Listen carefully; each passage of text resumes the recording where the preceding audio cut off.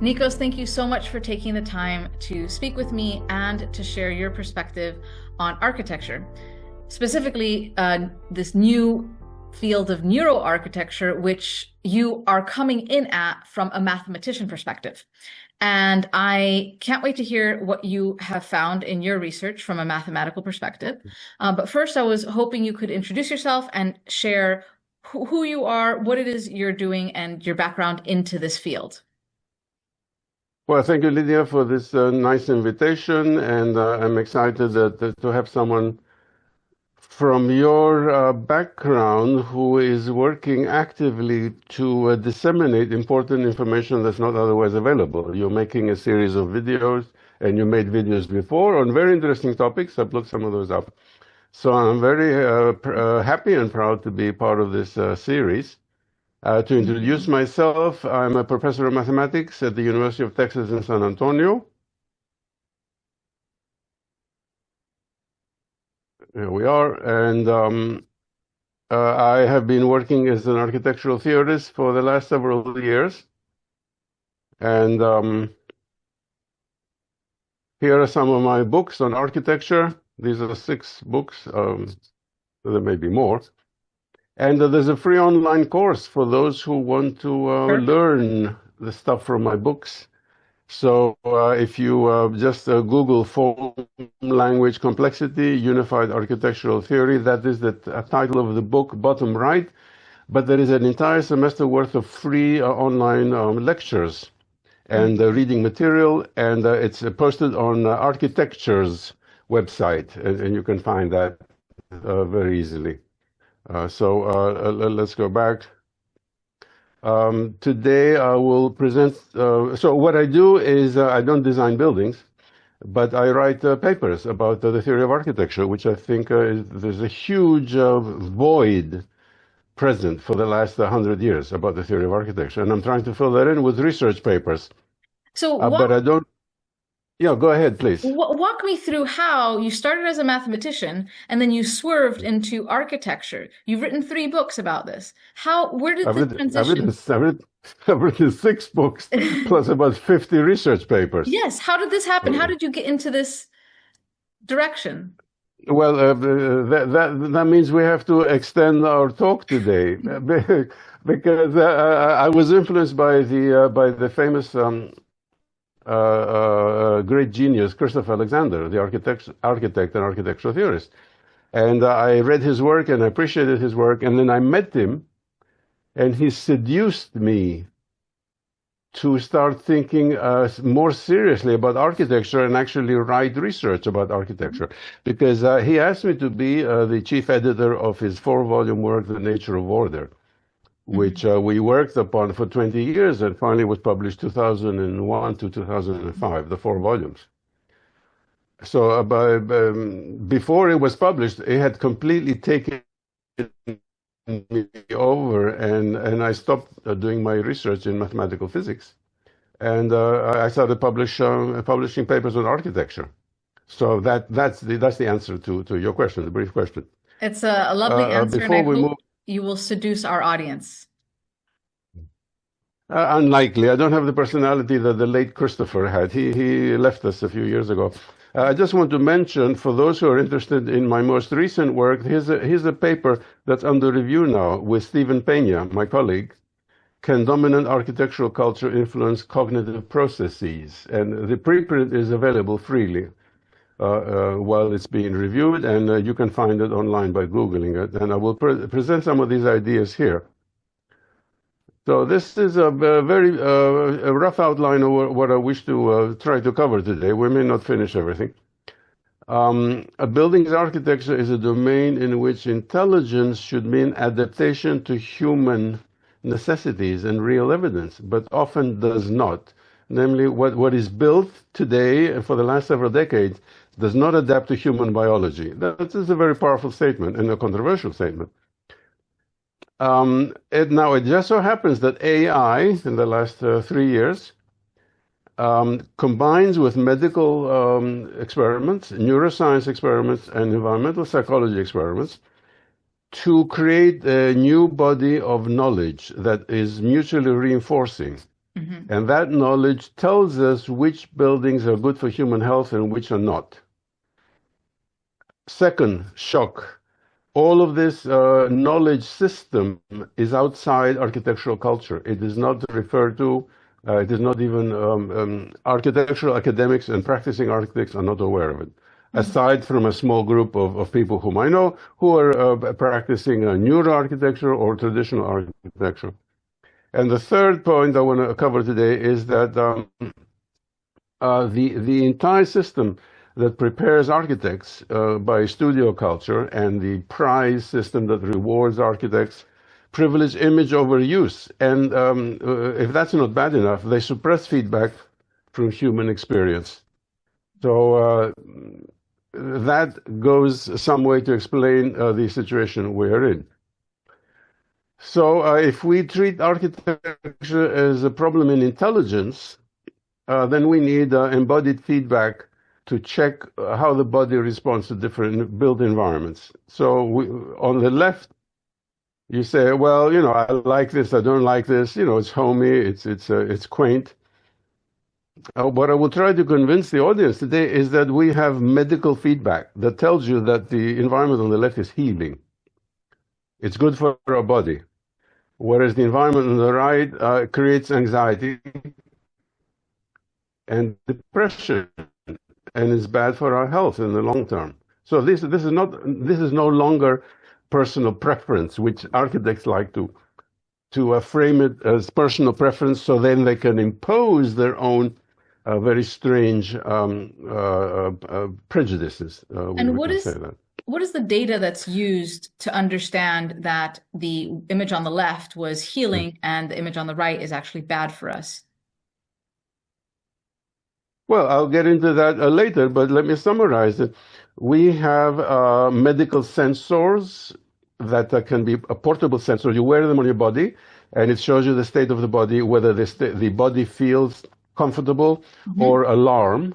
That shows you one thing. Another way is virtual. You can have a virtual environment. You can have a video or a picture of this and sit in the laboratory and wear the same sensors. Instead of walking around, you wear the same sensors, and the image, you're looking at the image and your body is reacting. So, you know, you have either live, which is a little bit more expensive. In fact, no, you have Anne Sussman in this series of talks. She's the expert about both a laboratory visual reaction of the body to different built environments and natural environments, and the option of having portable sensors and walking around and getting this data. So that's one thing. The other thing is my own work, you know, all these 6 books, mathematical analysis that show how the information is processed and how the information is hardwired into the brain, because the brain is an organ that evolved to process exactly this type of natural information. And if you stress it, it creates alarm, and a constant alarm makes us sick.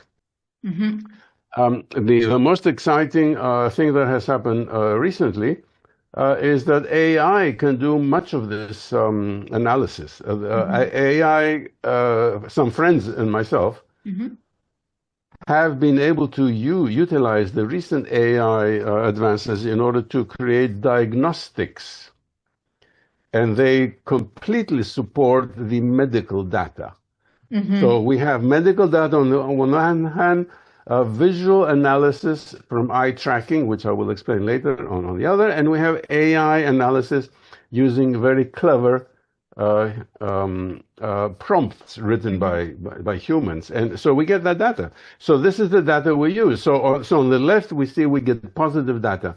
On the right we get negative effect on the body, regardless of what method we use. So what I mentioned earlier is usually discounted, is something not important. I mentioned earlier that we have mutually reinforcing disciplines that normally don't talk to each other, but they obtain this data from different perspectives, and it is mutually reinforcing. So it creates a body of knowledge that's scientific knowledge. And that's what we base upon. whether it's positive on the left or negative on the right. So I hope that answers the question Yes, in a thank you. preliminary way. So, the left-hand side of the slide we just showed, we have living geometry, which invites attention, exploration, but without alarm. And on the right-hand side, we have a blank, in this case, blank geometry. We can also have an incoherent geometry, but it taxes our attention and it reduces adaptive feedback. It taxes our attention. You may say, but that's a contradiction because there's nothing there. Well, precisely because the human animal is constantly interpreting environmental information for reassurance or for threat. And if there's nothing there, it keeps reinterpreting. It keeps working. Like your computer that goes on a loop and keeps going, working and working because it's trying to find something that's not there. That's why a minimalist environment is taxing. I understand.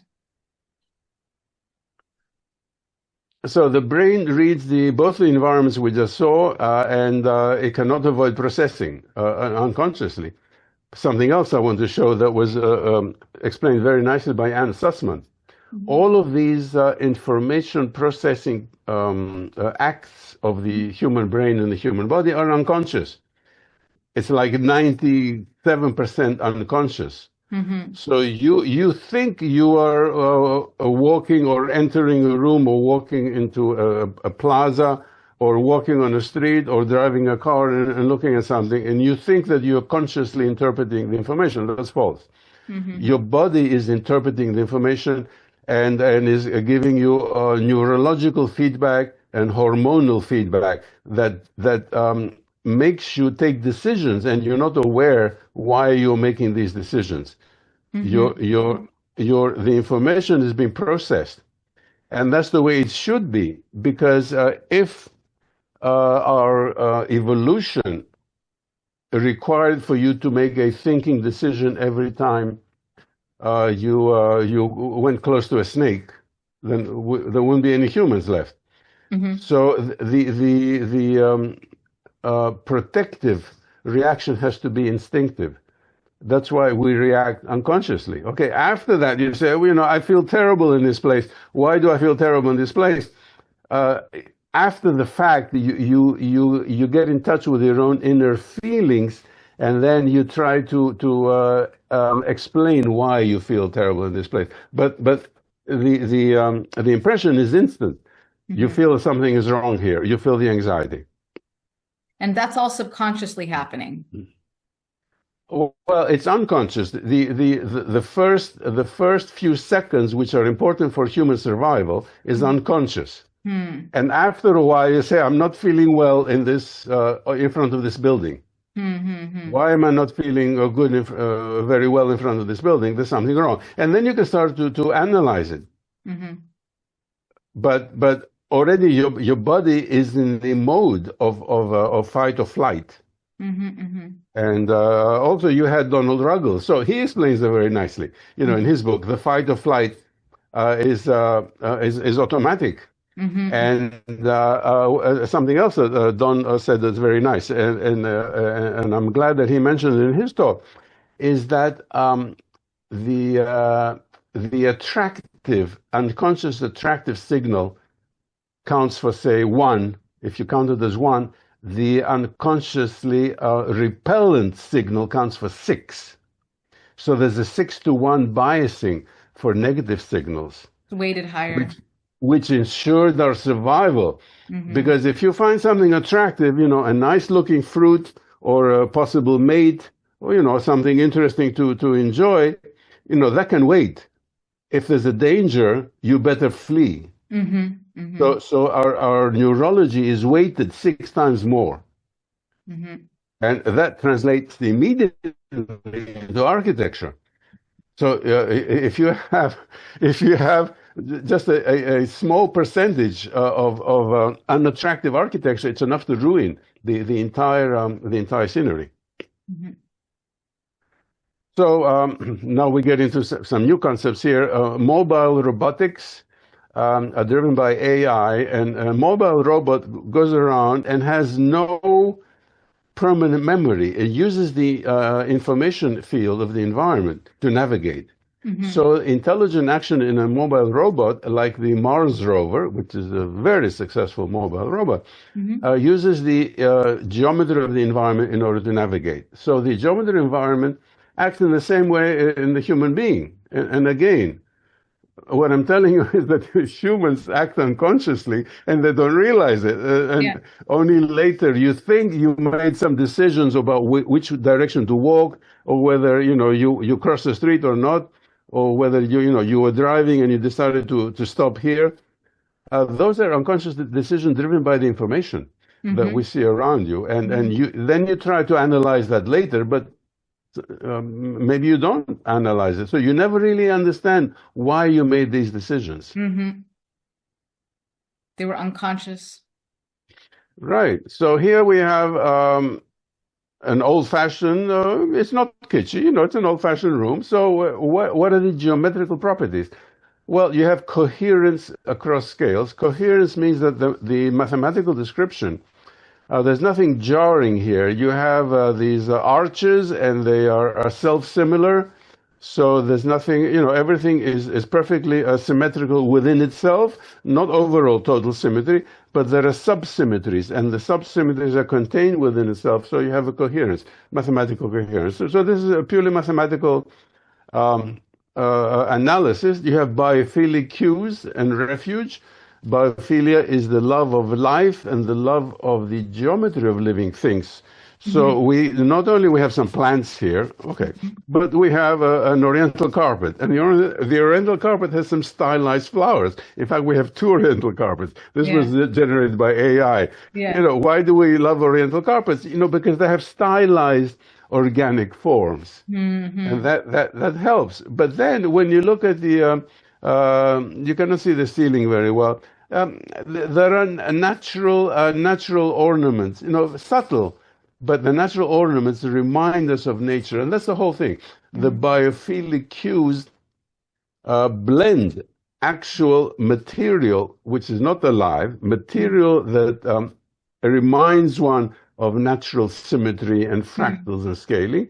Plus, you can bring in live plants. Plus, you can bring in obvious ornament like oriental carpets, or I see on top of the arch there's some plant-like ornamentation that's explicit. So these biophilic cues you may not notice. So what am I saying? You have a deadline. You need an essay. You need to write an essay. You enter this room and you sit on that couch, and you don't notice what I just described. But I think you're going to feel comfortable. You're going to be able to devote your intelligence to writing that essay, to doing a task, because you feel in a comfortable environment. There's nothing distressing that's attracting your attention and pulling your brain to pay attention to it in a very negative way. So there's a low chronic stress load that allows you to lead a normal life. Alexandros Lavdas talked about this from a neuroscience perspective. He said that these types of fractal geometries that are from nature, they don't make us think in different ways. We're in the default network mode of our brain. And so it's just calm.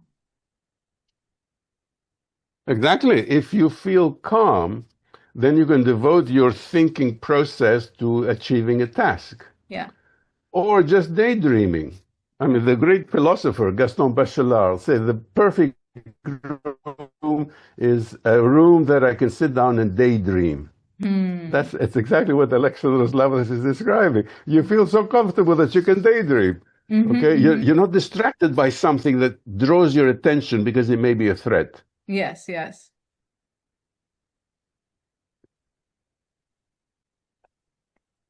Okay, now we have here a threatening modernist corridor. Yeah. Okay, so this could be a balcony.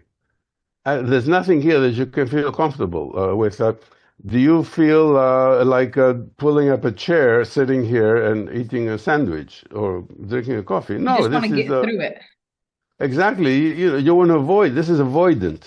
Everything about it is avoided, and it's a geometry. Okay, this is a pure geometry. It lacks fractal scaling. Fractal scaling means that something occurs in larger and larger magnifications so Hmm. that you can focus and magnify things and find interest. There's nothing here. You look at something and there's nothing there. There are only the joins, just sheer joins between planes, and that's not information. So this is informationally deprived. They're only thread-like cues.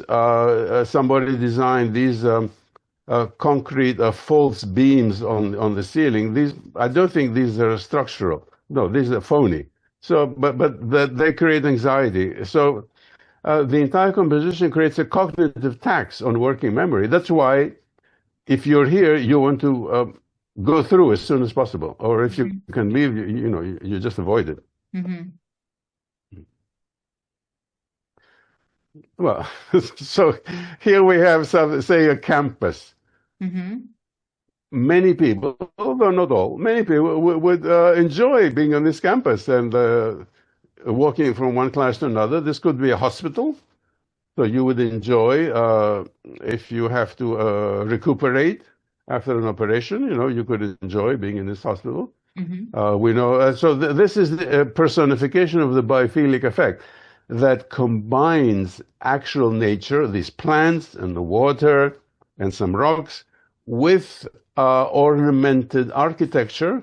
And we see there is a sort of imitation, phony Islamic architecture on the arches, but there is an ornamentation, you see, Hmm. in the spandrels of the arches. So that unconsciously that creates the biophilic effect, and it's a healing effect. And also now we go to the urban scale, because in between the buildings, the open space is very nicely shaped so that you feel you can walk. You see in the building in the distance. It's attractive. You're drawn to it. The experience of the urban space is enclosed. It's semi-enclosed, and there is a curvature and there is a rhythm with the arches. So the space becomes pleasant, a pleasant and healing experience. And I say healing experience because what does this remind us of? Nature. Hospitals, well, it reminds us of nature because there is nature, but Yeah. the architecture, where are the first hospitals? Say in the 13th century, in monasteries. Monasteries treated patients, and they got the courtyards just right Hmm. because they didn't have contemporary medicine, and but they knew what a healing space was like. So you have all these medieval monasteries with the cloister, and this reminds you of a medieval cloister or a madrasa, which serve a very similar purpose. So Hmm. you have a combination here of a hospital, a healing environment, the same architecture taken for the first universities and the madrasas, which were teaching Islamic knowledge, in order to create a very comfortable environment, which is the biophilic effect. Hmm. Yeah, it makes me feel this environment like I would linger, I would walk slower. I might even want to sit down and wait until my next meeting outside or something, or in those arches where there's couches. Well, Lydia, you just answered the $60,000 question. A wonderful urban space, an open space, makes you want to linger Hmm. Hmm. because there's something to enjoy. Hmm. That horrible corridor makes you want to go through as fast as possible. Hmm. Unfortunately, we have many urban spaces, not just the building corridors. We are building urban spaces today that are so hostile that you just want to go through as quickly as possible. They don't invite you to linger. And people say, well, why don't I feel like lingering? Oh, because, I have an appointment. So I'm in a hurry. No, no, it's the geometry. The geometry is hostile, so you don't want to linger. Even if you're busy, you look at the watch here, you're looking at your watch and you say, I'll be late to my meeting because it's so pleasant. just Hmm. walking. And you got the point immediately. Now that you're saying that, it makes me think of this hospital that I went to in the Emirates, and they had designed the interior with a courtyard that had a fountain, and it had plants and biophilic design. And so when I would go for appointments, I actually would go even earlier so I could sit down in that area and listen to the plants and, I mean, the water, and be around the plants and have a smoothie before I went to my appointment. That is not normal to want to go early to the hospital and hang out before your appointment. Oh, but that is the normal reaction to healing architecture. Yeah. Now, I don't know which hospital you're referring to, and I'm willing to bet that the architect had not read our books on biophilic design. However, it's in the Emirates. There's a 2,000-year-old tradition of Islamic architecture of Yeah. creating precisely such courtyards with a Yeah. fountain and nice plants. They knew it Hmm. Hmm. already. It's part of their tradition. Hmm. Unfortunately, contemporary hospitals all out throughout the Islamic world are copying the horrible, horrible German Bauhaus model of, Hmm. a very inhuman type of architecture. But look, in one of your guests detailed the studies that you can measure improvements in healing, post-operative improvements in healing in a biophilic environment versus a non-biophilic environment. Hmm. This is a huge result that very few people are paying attention to. Only the government of Sweden has passed a federal law in Sweden a few years ago saying that the biophilic effect must be taken into account in new hospitals and in upgrading existing hospitals. Because you have a 20% improvement in the healing rate. This is fantastic. That also translates into lower medical costs for the government. Of course, Hmm. of course. Okay, here is just a schematic on fractals. We move to from the large scale on the left, say it's an urban space, urban room, and then a facade, and then a window, and then a frame, and then the ornament as you go to the right to the material grade. And you have more and more detail. So this is what fractal means. You have more and more detail so that when you magnify a piece or Hmm. a visual piece, you see more structure. Hmm. Now, a mathematical fractal will have a relationship. So when you magnify something, it looks sort of like the larger scale, and you magnify another piece of it again, and it looks sort of like the original thing. So the brain sees the fractal scaling, Hmm. namely that not only is there structure every time you magnify it, but the patterns, the visual patterns are similar. There is a similarity. So the Hmm. brain ties things together and it makes for more coherence. Hmm. Yeah, and the material grain reminds me, I guess maybe that's what it's referring to, the wood grain.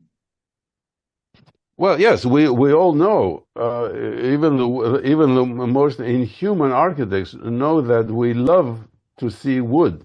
Hmm. And but you cannot always afford wood. But if you can afford wood, then you have it available there. Hmm. But what happens when you step back? And you can no longer see the wood grain. You have to see something in the structure, in the composition, Hmm. like in the window frame or in the window itself. And then you step back, the room, the entrance, the facade of the building, the complex of buildings, the view from if you're in the urban space, the view from a distance. All of these must have this intense mathematical symmetry, which Hmm. includes fractals and includes nested symmetries. Namely, you have, say, these symmetries that coordinate. They're not. There are many symmetries. There could be hundreds of thousands of symmetries, but they all coordinate. So when you look at it, you see something. Oh, this is very interesting. It's totally coherent. But Hmm. there are so many things happening, but they all help each other rather than be jarring with each other. Hmm. I get that. And what do we have here? Well, there's nothing here. There are no symmetries, there are no fractals, and there are two ways to kill fractals and symmetries. One is the sheer solid wall, whether it's concrete or even you can abuse, you can play a horrible trick, use expensive stone to build a horrible thing like this. Or you can have a plate glass window, a plate glass complete wall, the wall, plate glass wall, curtain wall. And both of these techniques are preferred by contemporary architects, well, since the 1920s, no longer contemporary, to remove the visual information that the brain needs in order to situate itself in the environment. So these environments cause stress. And we keep looking at these, and we cannot see them because there's nothing of biological use. There's nothing we can identify. And I will show you later the experiments of the eye tracking experiments of Anne Sussman. You know, you do an eye tracking, and we don't see this huge, you know, these are two buildings. We don't see these two buildings. You see the person. Well, yeah, you see the person, and that's about it. You know, we'll get to the.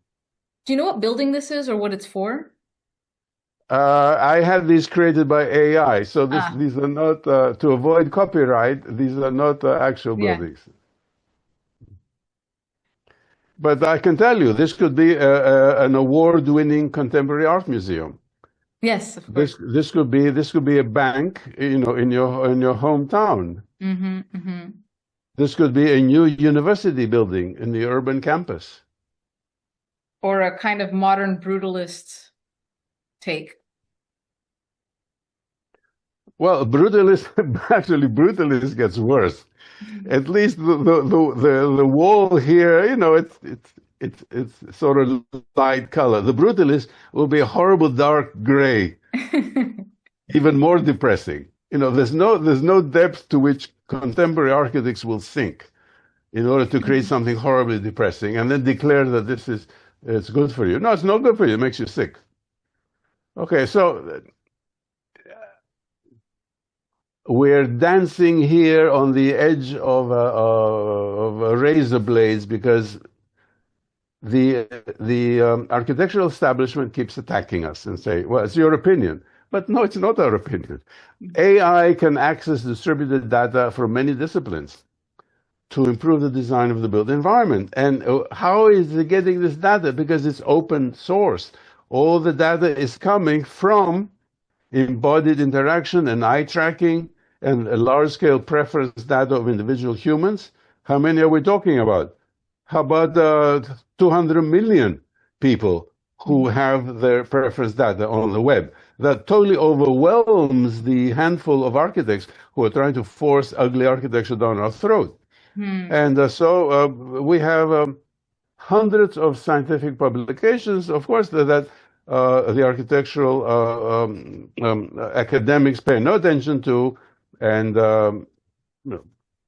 here's one out of, say, 50 important papers: biophilic design, neuroarchitecture, and therapeutic home environments. So architecture students never get to see these results. They kept totally ignorant of the basis of what architecture is supposed to be. So you can say, well, is the dominant architectural culture being intelligent? And I'm going to answer that question. I get into a lot of trouble. Let's look at mathematical intelligence and AI over the years. So mathematical intelligence means mathematicians that are solving mathematical problems, and there are thousands of mathematicians all contributing, helping each other, and we publish results in the journals, and we check each other because each of these publications is peer-reviewed, and once it is published, and people will check it. And so the intelligence is slowly going up because the body of knowledge of mathematics is increasing. And what's in the past has been checked, and that is building up. Now, AI has seen a fantastic exponential jump in the recent years. And it usually goes in steps because it's software. Mm-hmm. So it's catching up with mathematical intelligence. But what is interesting is that now professional mathematicians are reaching down and using AI to help them in the results. The overall command is the human intelligence, but it is contracting pieces of mathematical problems to AI, and then those pieces save a lot of time, and then they're orchestrated into results, so that mathematicians, human mathematicians, are using AI in order to improve their output in a symbiotic manner. So they're using the AI to improve the actual result and checking the AI. What has happened to architectural intelligence? Architectural intelligence is doing the opposite. It has dropped precipitously through the adoption of several very unintelligent styles that refuse to learn from the user reactions and from the scientific data about how these buildings affect human health negatively. Mm-hmm. And every time a new style comes on, it's even worse, and there's a further drop. And the architectural profession and architectural academia is showing no interest in a symbiotic working with AI in order to improve the intelligence of the discipline. Instead, there's so much data there's so much data that's not being leveraged. It's totally ignored because it is sifted. It is sifted through the sieve. AI has been used by some famous architects today in order to create even more extravagant shapes. But it is used to promote the agenda and the narrative. It's not been used to improve the value for human beings of these buildings, because these buildings are going to be just as frightening. So AI is not being used in an intelligent way, and architectural culture remains unintelligent, and is not taking advantage of the opportunity that AI is offering us. Now, I need to promote a small circle of friends who are using AI to improve architectural intelligence, and we're publishing. As fast as we can write, we're publishing, but the architectural dominant class is not paying any attention to these results, because like they never pay attention to the medical results or the neuroscience results. They just are fixed on the narrative because they're comfortable in their narrative, and they have their position, and there's no reason for them to change. Yeah. Change is uncomfortable. Yeah, so to get if a viewer wants to know how we use LLMs, large language model, here's a beauty motion cluster. You ask the LLM to judge a design before you build it. You ask it for beauty, calmness, coherence, comfort, empathy, intimacy, reassurance, relaxation, visual pleasure, and well-being. And it will evaluate that on a scale. You can have a percentage scale. And then we have a separate evaluation for geometry. But I wanted to emphasize this. This is an empathic evaluation. This is using software that is non-living to check for human emotions, the deepest human emotions, and it does a very good job. Yeah. An architect cannot and doesn't care to do an empathic evaluation. The architect that has the human body that's built for such an evaluation refuses to do it. The most incredible contradiction that we see that the architecture discipline has painted itself into a corner.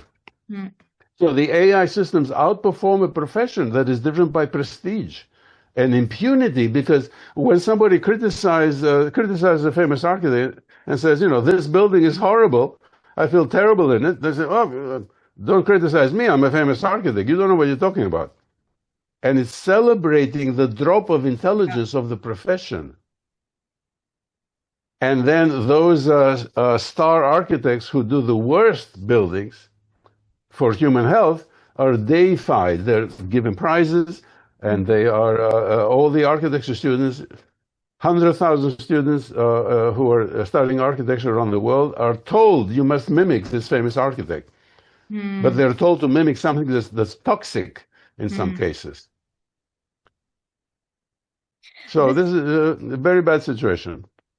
It reminds me how history has a way of righting the wrongs, and that in due course, this will come to light in the right way, um, more mainstream. And I think that now that we're getting more into healthy aging as a culture and the longevity space, that people revisit their architecture as part of their healthy aging and demand it, because now we're becoming more culturally aware about taking care of our health. Lydia, I appreciate you inviting me to be a guest on your show, and I know of your previous programs, but I profoundly disagree with you. Well, I'm not I'm optimistic. hoping. You I gotta live with know, hope. I know you're hoping, but I'm totally pessimistic because of the vast power that's driven by sort of a hatred of humanity that prevents all any change that is occurring from not only from practice but from especially from education. History Because shows that things change. well, and my studies show that some horrible things stay for decades and centuries. Both are Okay. true. Both are true. Yes, yes. So the deconstructivism breaks hierarchy into isolated shocks. This is You horrible. have no, no, but Lydia, if this were not AI generated, it could win a Pritzker Prize for the for the architect. That's what I'm telling you. The worst examples of violation of nature are are given prizes. They're deified. You have these thick books printed, coffee table books showing horrible things like this. Mm-hmm. That's why I'm not optimistic, and I'm glad you're optimistic. So, what is missing here? Well, everything is missing: the hierarchy, the fractals, the curvature, the gravity scale. Where is the vertical reference that we need? Otherwise, we feel a nausea if we don't have the vertical reference. Well, there's no vertical reference here. Hmm. It is well known that some deconstructivist buildings, you approach them and you feel nausea, and some famous art museums, whose architects I'm not going to mention because they sue, famous art museums, people have fallen on the floor and started to vomit because of the experience Oh of the dear. experience of a Yeah. deconstructivist. And then when those articles appear in the press of those particular cities, the architect tried to sue the reporter who presented this. Ask Donald Ruggles. He knows the backstory. Hmm. In addition um, to producing bad results and bad buildings, there is corruption that influences the press from reporting on these failures. Well, I think your research is helping us see from a mathematical perspective why we need to think about the health of the human. Look, forget mathematics. What's the point of building a city? Is for human habitation. If you have buildings that make people unhealthy, it's a contradiction in the activity of building a city. You don't need mathematics to explain it. It's common sense. But we have lost the common sense. We have lost the common sense because of massive public relations to promote these unhealthy buildings. Okay, so what can we identify that is positive? We have clinical biomarkers that we can measure. We have variations in curvature, enclosure proportion. There's a geometrical rhythm. If you make the wrong type of design, if you have just repeating parallel lines, you get headaches. And this has been shown. by several people. Arnold Wilkins and lately Cleo Valentine is working on this. These are the neurological effects of the wrong type of mathematical information in the geometry. Mm-hmm. Now, what happens, a point I keep coming back to, if you are surrounded every day with bad architecture in the way that we define bad architecture that causes stress, well, the chronic stress, it impairs the function of the brain, Mm-hmm. and it impairs the function of cognition and working memory. So this is a fantastic article by Cleo Valentine. Hmm. Yeah, and she looks at architectural immunology, so very unique perspective. Exactly. Exactly. All of this, it ties together with what we're doing. You know, we're members of a large, loosely defined group. Mm-hmm. So what was I saying? You have a work project to do, and then you try to do it in an environment that's suppressing your cognition. It's reducing your ability to apply your intelligence to do a specific task. The architecture is taxing your brain. And this is a horrible thing. And only a few of us are talking about it. Hmm. It's another load on the body, another cognitive Yes. load. Yes. Yeah. So here's some more papers. Uh, I don't know if okay, so here's a picture. The one on the left, we can show that is creates stress. It's Mm-hmm. harmful. The one on the right, you may or may not like it. You may think it's kitschy, but it's comfortable. Mm-hmm. It has some of the elements, and you can rearrange these elements. You can clean it out. You can make it less crowded, but it remains comfortable because it has the ingredients. It has the ingredients of what makes you comfortable. Hmm. Whereas there's nothing you can do on the left. On the left, the space is already no good. And that glass curtain wall in the distance is already no good. Hmm. And the concrete wall, the surface. Okay, you can paint the surface, but then the floor is terrible, and the furniture is terrible, and that look even at the coffee table. Mm-hmm. The one on the right, okay, it's wood. It's pleasant. You can reach over, you can put your coffee there. Mm-hmm. It's pleasant. The coffee table on the left, it's austere, it's sharp. It creates anxiety. It's too low. You think the corn is going to cut you. It's just everything is anxiety inducing. But It's that's what's preferred. standoffish as well. Yeah, but okay, you nailed it, Lydia. The design, the modernist design is standoffish because that's what's supposed to be the goal of design, but it acts negatively on the human body. Hmm. Now, why do we have contemporary urban spaces that people refuse to enter? It all has to do with the facades and the path structure.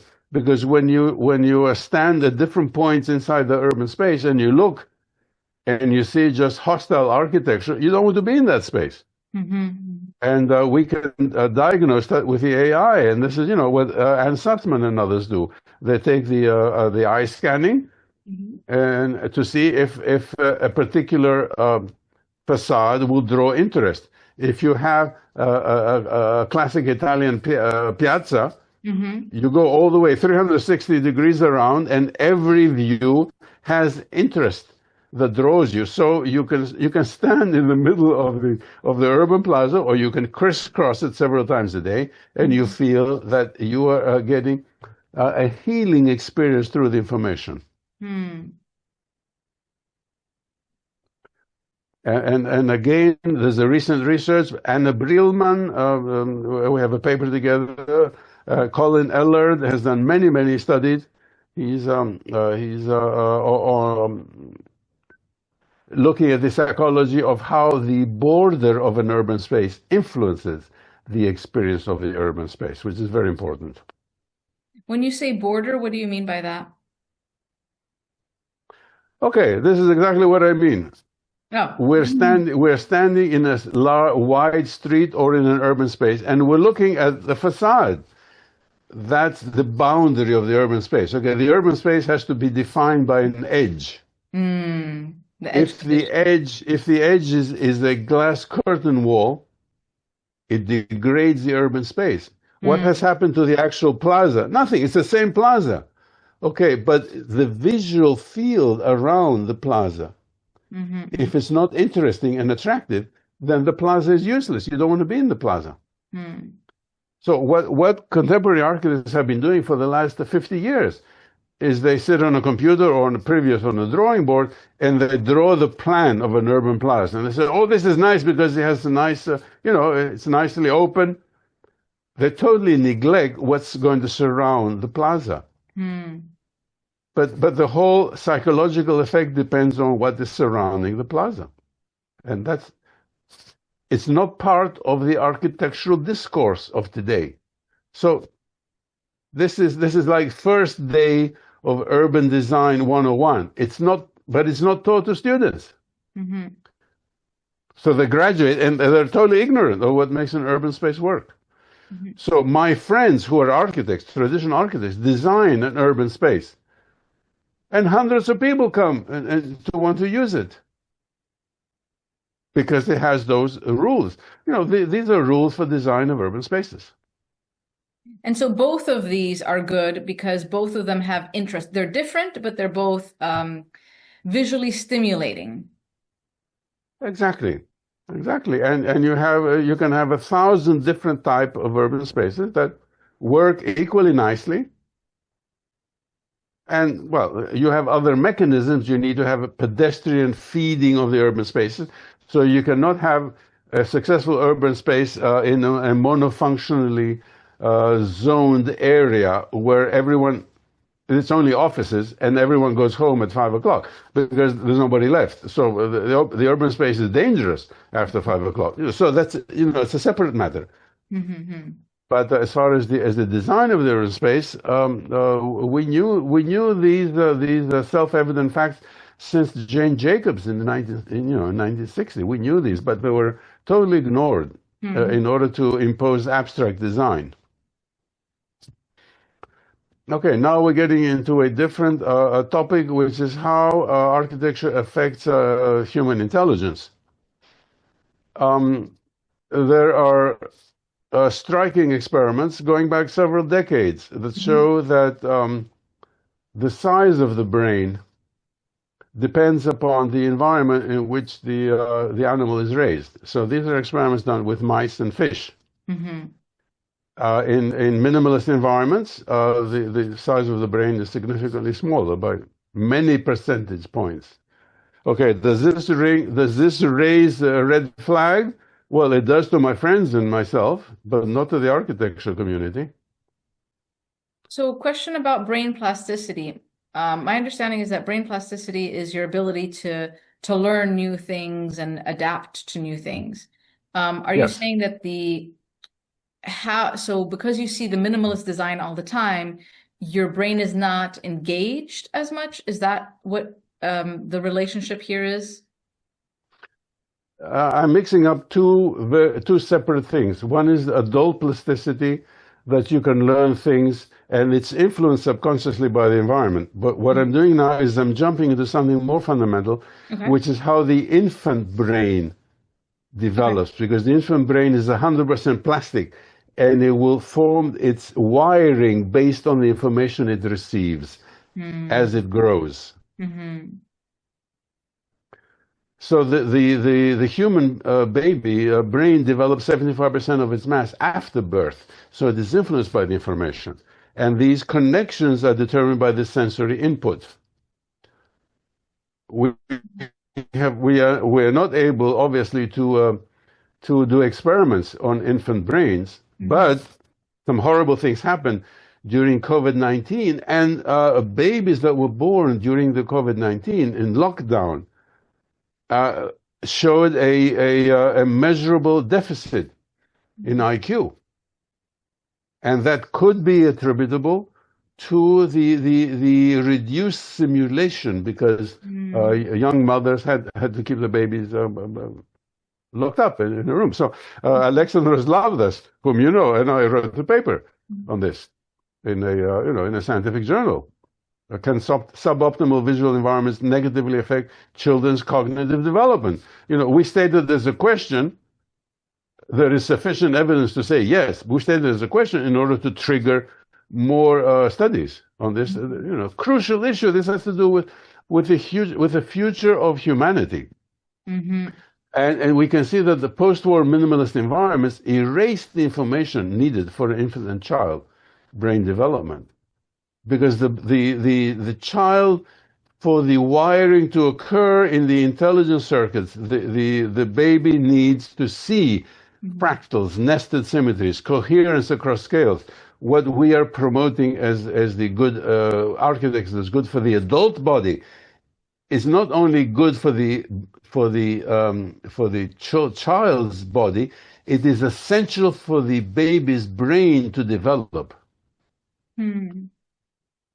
As you're saying this, I'm reflecting on some post 1950s, 60s urban environments where a lot of the architecture is the same.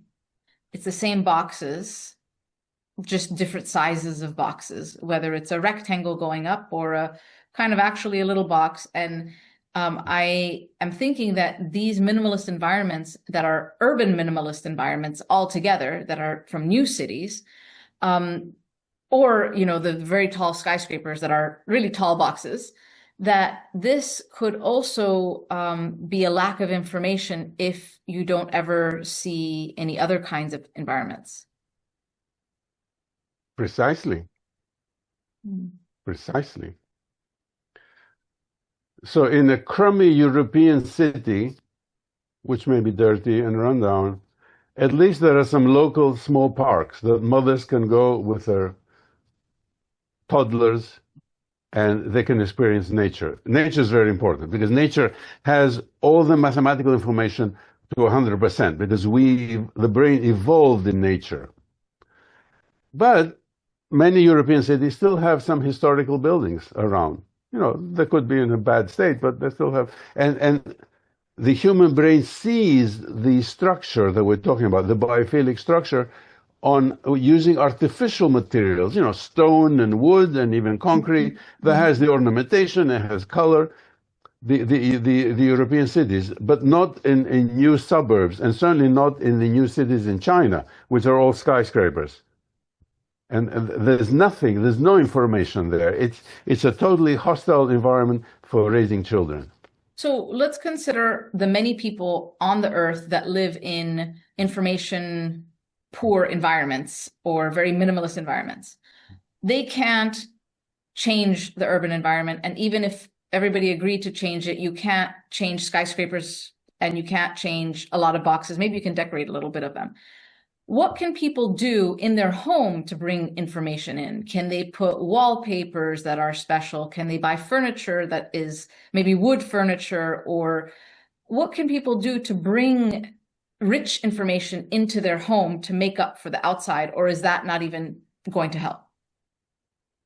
Of course it's going to help. It's the only solution. So you have nailed the solution.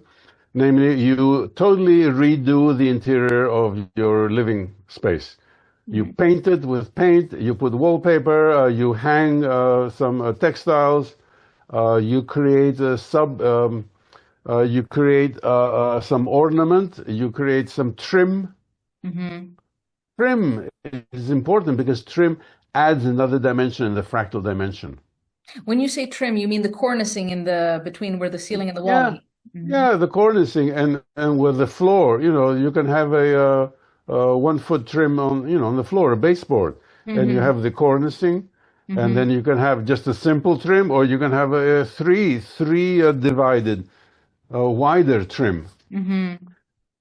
And, look at traditional apartments before 1920. They all have trim.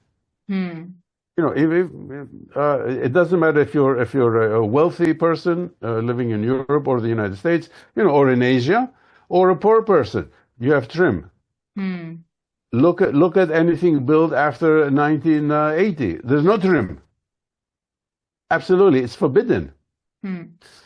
Now we come to a huge a legal problem. Most people would love to decorate their apartments and paint them and hang things. They're forbidden by law from doing that, from touching the surface of the apartments. When they rent them, you mean? Well, when they rent them, but then there is the unwritten law. If you own your apartment and you decorate it the way that your heart tells you, then you're ostracized by society Because you as can't sell being, it? Is that why? Or yeah. They will tell you anything. You're going to ruin this. I have come across people whom I know, whom I advise. Listen, you can improve your house just by changing the tiles on the kitchen floor. No, no, no. Then we cannot sell it because people are not used to this. So we'll tell them, look, you're going to sell your house in 10 years. Your children are growing up. For the next 10 years, this will influence them unconsciously. Do you want to give that away? hmm. No, no, no, we cannot do that. It's not done. There's a terror. People are terrorized Hmm. By from reducing the value of their home. the thought police Hmm. shows you the images of minimalist houses, and they say sophisticated, wealthy people live in these houses, and for you to be sophisticated, then your house needs to look like this. Hmm. So this is massive brainwashing, on a total scale. Now let's drop all of this and go to slums in Indonesia and Bolivia. Hmm. Those people don't see the the media, and they can take some paint and paint their houses. So you look at some photographs of the slums. Hmm.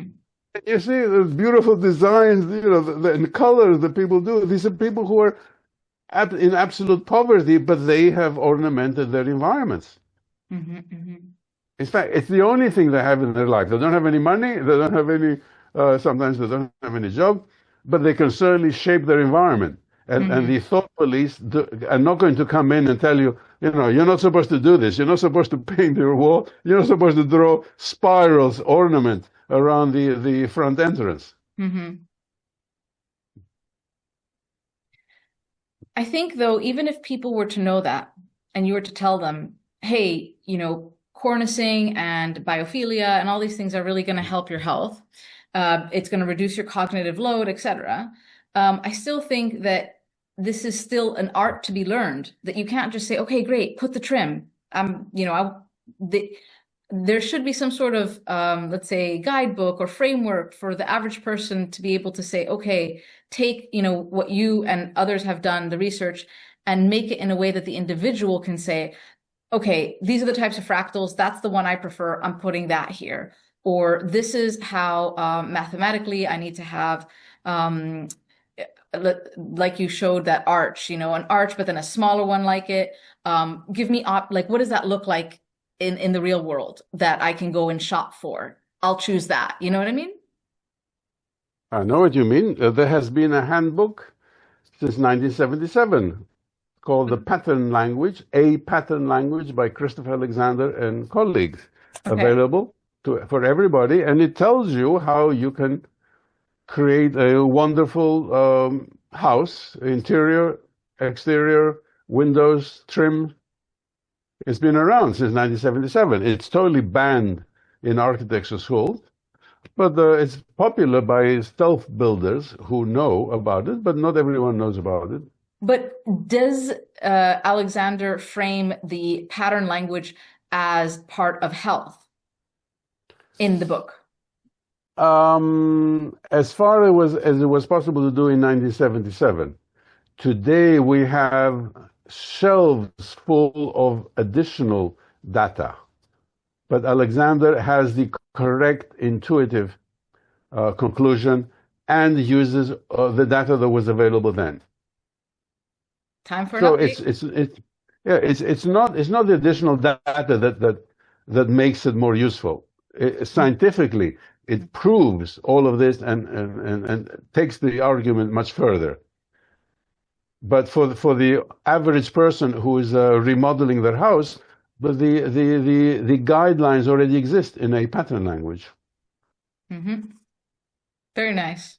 Now, if you don't know about the pattern language, there are hundreds of stories where somebody writes, I discovered this book because somebody told me about it, and it changed my life, because then I went and I redid the interior of my house, and we're so much happier now. We're enjoying it. I will definitely get that book. Thank you for the recommendation.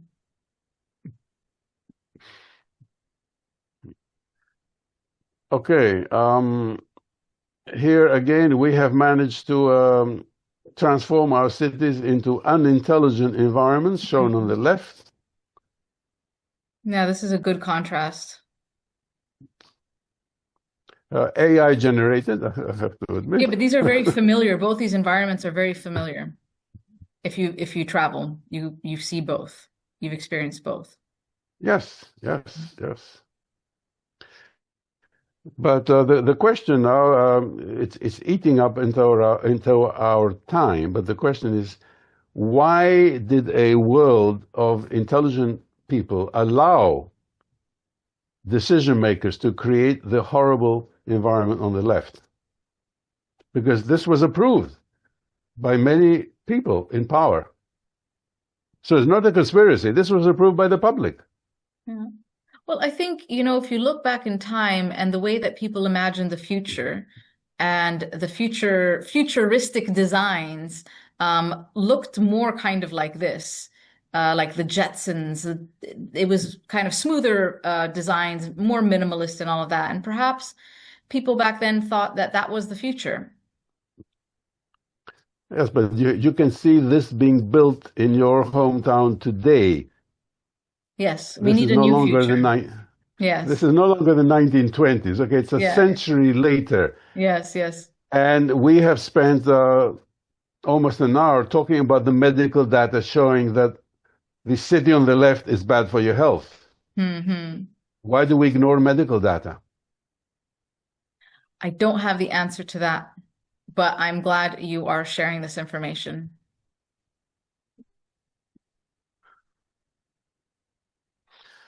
Okay, why build giant structures that we don't see even when looking straight at them? It is because the profession optimizes for proxymetric and ignores biometric data. So here's a nice paper with Alexandros Lavdas and Anne Sussman about the visual attention software, the VAST, the eye tracking software. So the software is nice because, okay, another paper with Anne Sussman.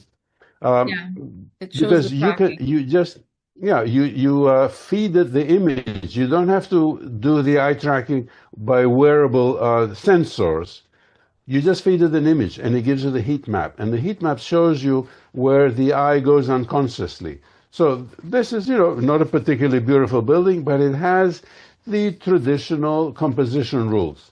Mm-hmm. So the eye goes all over the building, and then stops a little bit at the windows. That's expected. So this is a building that gives a normal attention, and this is the unconscious attention. Okay, and this occurs just the first 3 seconds. It's unconscious. You cannot stop your eye from doing this. The eye does this whether you let it or not. And then after this, you can go and look at other details.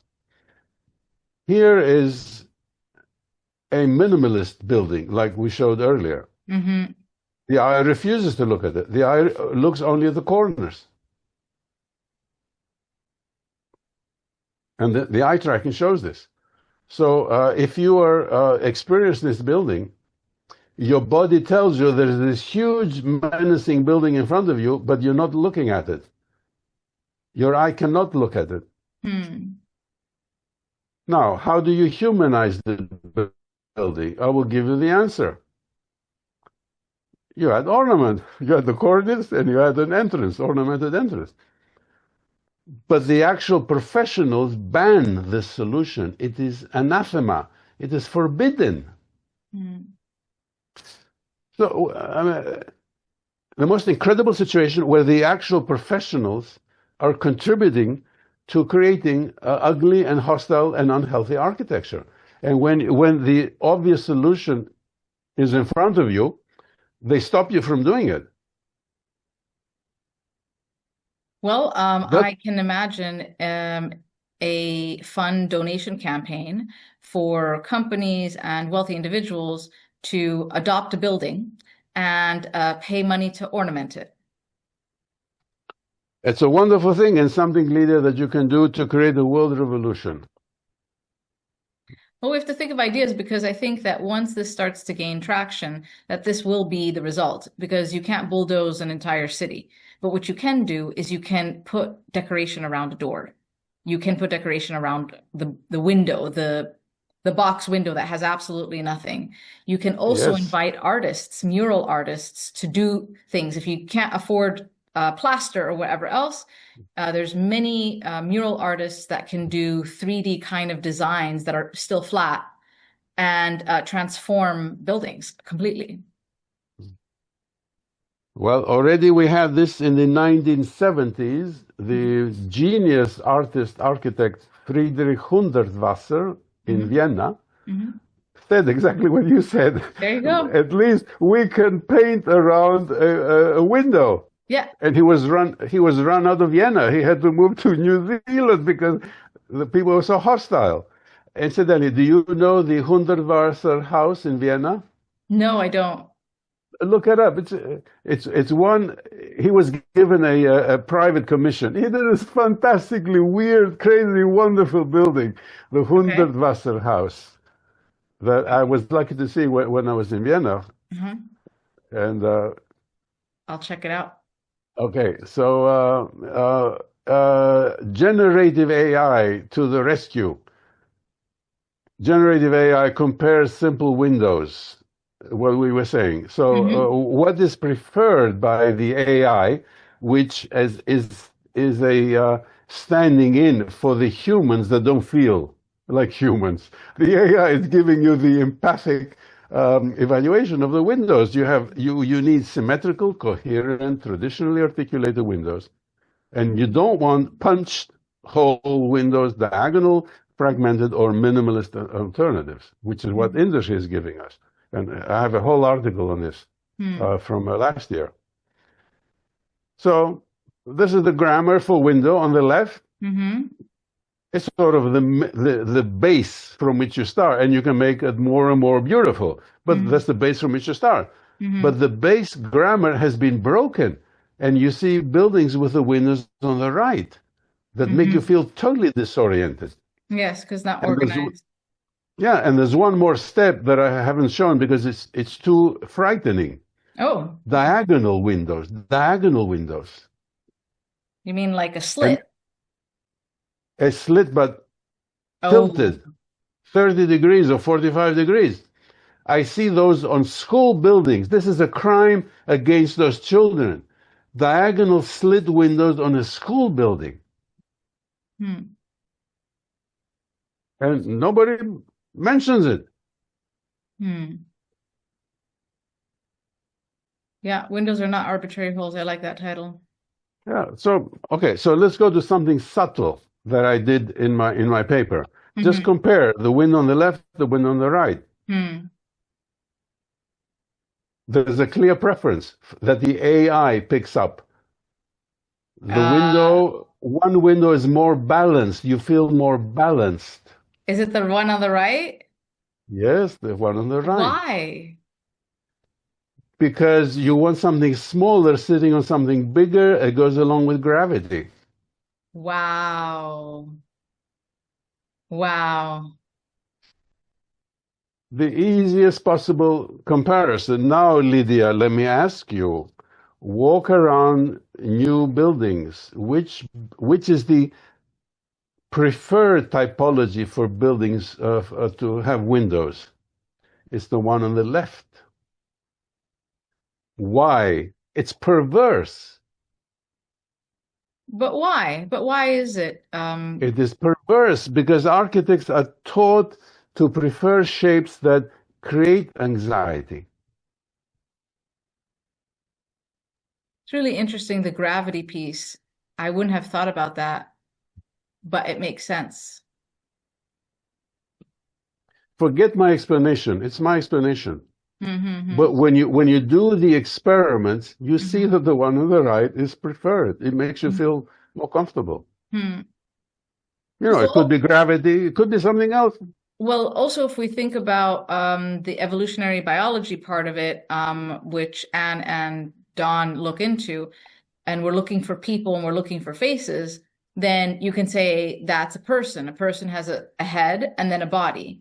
So maybe that's another kind of thing that the mind goes to when it sees that. It could be. Hmm. If you see a person that reminds you of something like the window on the left, it's it's not balanced. Something is wrong. Yeah, like upside down.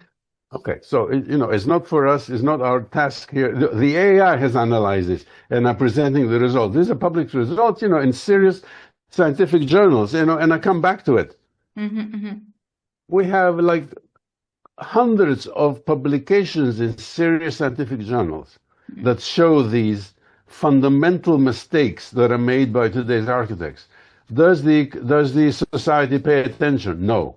Do the architects pay attention? No. Does architectural academia pay attention? Do the funding and approving agencies pay attention? No. Because every building that has these horrible windows is approved by somebody. Several layers have to be approved. Mm-hmm. They're all approved. So this is a graph from that paper that I use AI to analyze windows. Look at the combined scores from geometrical and emotional evaluations. Traditional windows, look, there are like 15 to 17 scores. The contemporary and modernist windows are from 0 to 2. Yeah, very low. A huge difference. Yet the ones on the bottom are the ones that we see in all new buildings today. We never see the ones on top in contemporary buildings today. So there is a perverse choice. And architects, of course, copy what other architects do, but they're copying a toxic typology that will every time this typology window in this typology is built, it will create stress and anxiety. So we're filling the environment with stress and anxiety. And I also want to be mindful of time, only because we have gone over an hour. I want to get to the other key things that you wanted to talk about. There are many things we can stop it here. Just one more rant that there are two types of architectural knowledge. There is the new knowledge that's coming now from neuroscience, all the people you're interviewing, hundreds of research papers published in the scientific literature. That's ignored. The new knowledge is ignored by the architectural establishment. But there is also old knowledge. There is the patterns of Christoph Alexander from the 70s, and there is all the vast stored knowledge in traditional architecture. Now, I have many friends who are traditional architects. They inherit this knowledge, centuries of applied knowledge, not only in European architecture, but in Islamic architecture, in Eastern architecture. They have the knowledge of how to build healing human environments. And that's all knowledge. That's ignored by the architectural establishment. And that's it. So I think if I had to recap, it's just that we need to be in environments that we have evolutionary grown with, not necessarily be on the savannah, but take the mathematical fractal elements of them and keep them in our lives, because ultimately we have not evolved in a box, sterile. No. And if you think about it, this is the first time in human history for the past, 60, 80 years in all of human history, it's the first time humans are living like this. Yes. So I thank you so much for your time and for everything that you have shared, and all the tips and the books and the articles that you have put so that we can look further into it. And thank you so much for what you're doing. And lastly, I want to ask you. Thank you, Lydia.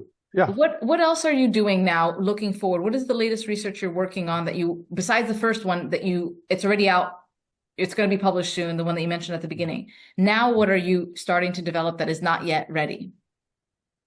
Well, in general, I'm applying AI. It's like the kid who goes into the candy store and is told, you can take anything you want. AI is such a phenomenal tool that enables me to just develop ideas with co-authors, and I'm just going crazy writing and writing and writing using AI. Well, I look forward to seeing what else you come up with, and I appreciate your time and sharing your valuable knowledge. Thank you for inviting me, and congratulations on on this series that you're putting together. It's extremely valuable for humanity. Thank you, Lydia. Thank you.